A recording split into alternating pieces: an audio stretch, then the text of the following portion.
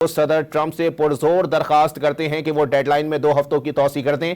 पाकिस्तान मुकम्मल खुलूस के साथ ईरानी भाइयों से भी दरखास्त करता है कि वो खैर सगाली के तौर पर आपना हुर्मस को 2 हफ्तों के लिए खोल दें।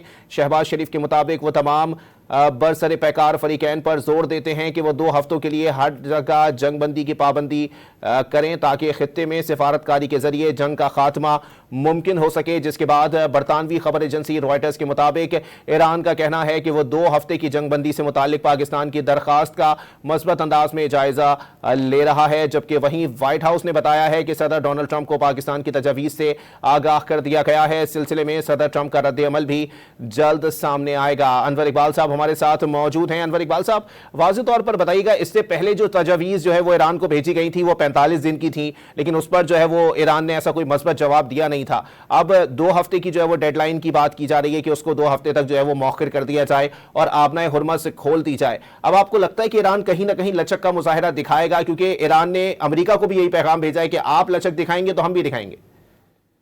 बिल्कुल हो सकता है ऐसा। देखें अब वो क्या रहा है, असल में तो जो बुनियादी बातें तो वही हैं जो कही जाती हैं। अल्फाज का फर्क है ना। अब इसको आर्जी जंग बंदी कह लें या कह लें कि अपील पे थोड़ी देर के लिए मुलतवी कर दिया गया, बात जो बॉटम लाइन है वो ये है कि जंग रोकी जाए, चाहे आर्जी तौर पर रोकी जाए या मुस्तकिल रोकी जाए, और उसके बाद बातचीत के जरिए हल निकाला जाए। और मैं समझता हूँ कि दोनों तरफ ये एहसास तो मौजूद है कहीं ना कहीं, लेकिन दोनों तरफ वो अनासर जो है अभी उनका ज्यादा गलबा है, जो ये चाहते हैं कि नहीं हमारा जो है ना हमारी लात ऊपर हो, और उसी चक्कर में लोग मर रहे हैं। तो ये मसला हल होना चाहिए और इसका कोई रास्ता निकलना चाहिए, और मेरा ख्याल है कोई बात आगे बढ़ रही है। लेकिन अनवर इकबाल साहब ये भी बताइएगा, ये जो तासुर इसराइल की तरफ से जो है वो दिया जा रहा था कि वो नहीं चाहता कि अमेरिका और ईरान के दरमियान ये जंग बंदी के मामलात हो जाएं या खित्ते में आमन कायम हो जाए, क्योंकि इससे नेतन्याहू को जो है वो काफ़ी हद तक खतरात जो है वो लाहक हैं। तो इस सूरत हाल में आपको लगता है कि इसराइल की जानिब से भी कोई किसी किस्म का किरदार जो है वो मनफी पहलू में अदा किया जा सकता है? देखें इसराइल का कुछ भी किरदार हो, अगर अमेरिका एक डिसीजन दे ले तो इसराइल इसको मजबूर नहीं कर सकता। ठीक है ना जी, अमेरिका मजबूर नहीं कर सकता। सॉरी, वो अगर अमेरिका को स्टैंड ले ले तो इसराइल अमेरिका को मजबूर नहीं कर सकता। जो अमेरिका फैसला करेगा वही नाफिज होगा।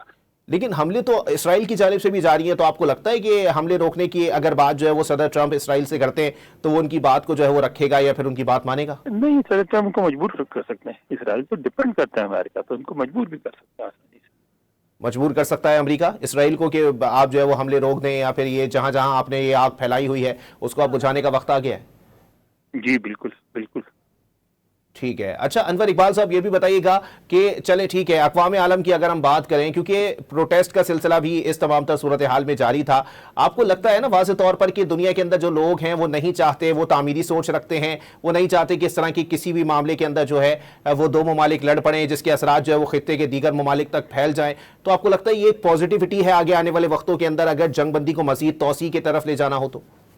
देखिए बिल्कुल पूरी दुनिया के लिए बहुत अच्छा है। यानी अगर इस तरह की पेशरफ्त होती है तो दुनिया में एक नई प्रेसिडेंस आएगी कि बातचीत के जरिए मामलात को तय होना चाहिए, और एक नई मिसाल बनेगी। पर यह होगा कि दूसरे झगड़ों में भी ये होगा कि बातचीत के जरिए हल निकालने की कोशिश की जाएगी। ये बहुत ही पॉजिटिव बात होगी सबके लिए।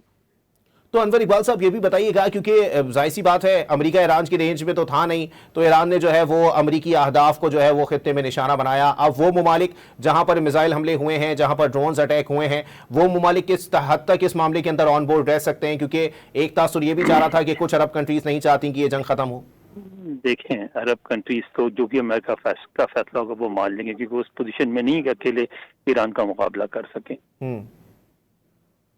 तो आपको लगता है कि उनको ऑन बोर्ड रखा जाएगा आगे मुस्तकबिल करीब में? बिल्कुल रखा जाएगा, बिल्कुल रखा जाएगा। और मेरा नहीं ख्याल कि उनमें से किसी को इतराज होगा, ना सऊदी अरब को ना यूएई को, क्योंकि वो अकेले ईरान से नहीं लड़ सकते।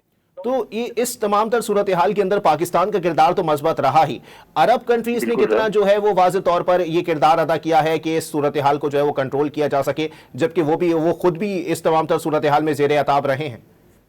देखिए उनका मामला पाकिस्तान से डिफरेंट है। पाकिस्तान को सूट करता है कि उस खित्ते में अमन हो।